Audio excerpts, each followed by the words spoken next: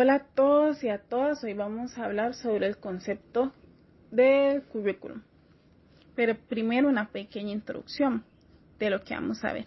El currículum educativo no se tiene que entender solo como una lista de contenidos o una secuencia de objetivos administrativos, sino como el corazón de la labor pedagógica donde convergen las aspiraciones de una sociedad y la realidad del aula. En el área de los estudios sociales, esta construcción adquiere una relevancia política y ética superior.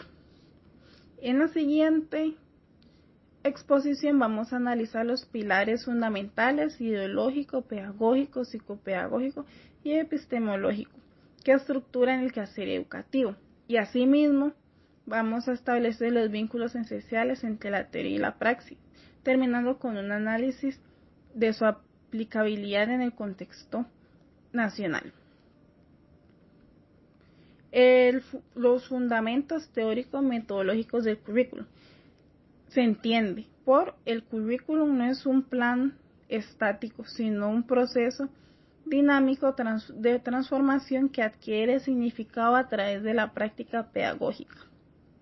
Como citó Cole en 1994, página 1, el currículum es un eslabón que se sitúa entre la declaración de principios generales y su traducción operacional entre la teoría educativa y la práctica pedagógica, entre la planificación y la acción, entre lo que se prescribe y lo que realmente sucede en las aulas. Fundamento ideológico y social.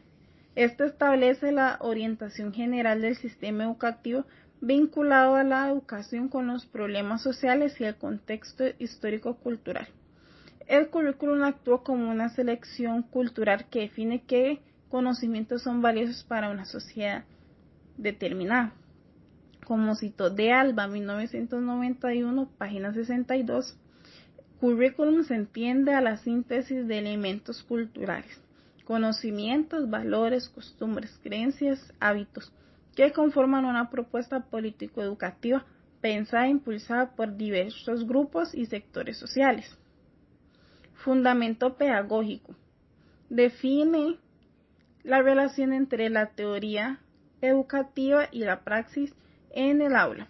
Se centra en las estrategias de enseñanza, la organización de tareas escolares y el papel del docente como mediador y moldeador de la propuesta curricular. Como citó Sacristán, 2007, página 16, la concreción de las funciones de la propia escuela y la forma particular de enfocarlas en un momento histórico y social determinado para un nivel o modalidad de educación. Como siguiente, fundamento psicopedagógico, esta aporta principios sobre cómo aprenden los alumnos, permitiendo que las prescripciones educativas se conviertan en instrumentos útiles para la práctica docente. Como citó Cole en 1994, página 1, la concreción de las funciones de la propia escuela y la forma particular de enfocarlas en un momento histórico y social determinado para un nivel o modalidad de educación. Por último, el fundamento epistemológico. Este analiza la naturalidad del conocimiento y cómo se estructuran las disciplinas, lo cual es vital para organizar y secuenciar los contenidos curriculares. Como citó Díaz Barriga et al. 2008, capítulo 14, plantea la plantación se fundamenta en un principio racional. Dos aspectos se destacan en este supuesto. Primero, los fundamentos conceptuales de la planeación y segundo, los métodos de conocimiento que se utilizan en el proceso de planeación. Ahora vamos a establecer los vínculos entre los principios curriculares. En este caso, teoría versus práctica. El currículum sirve como un escalón que conecta los principios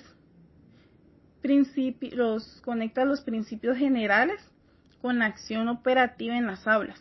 No puede haber una renovación de contenidos sin un cambio correspondiente en los procedimientos pedagógicos. Ahora, contexto y realidad.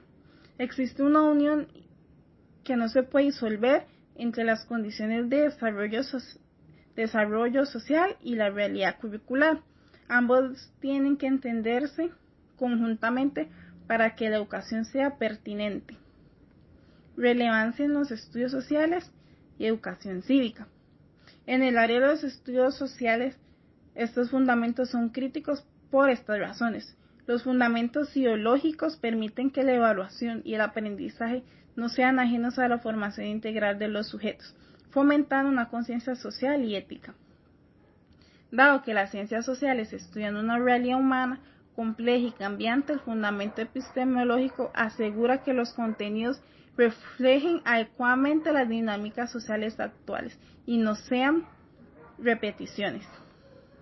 La aplicación de fundamentos pedagógicos y psicopedagógicos permite diseñar estrategias que promuevan un aprendizaje significativo de la geografía, la historia y la cívica, adaptando a las características de los estudiantes y su entorno. Conexión con el contexto nacional y educativo de Costa Rica. La implementación de propuestas curriculares en el contexto costarricense, particularmente en estudios sociales y educación cívica, se fundamenta en la capacidad de adaptar las directrices nacionales a las realidades locales.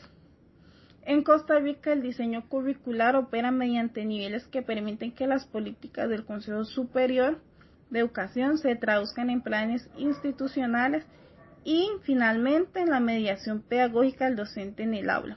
Esto asegura que, aunque existan aprendizajes mínimos obligatorios para la población, el docente tenga la autonomía para contextualizarlo según la geografía o socioeconómica.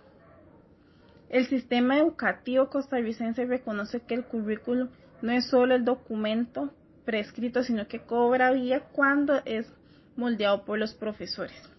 La política educativa nacional enfatiza una formación íntegra que no puede estar al margen de las dimensiones éticas y sociales del individuo.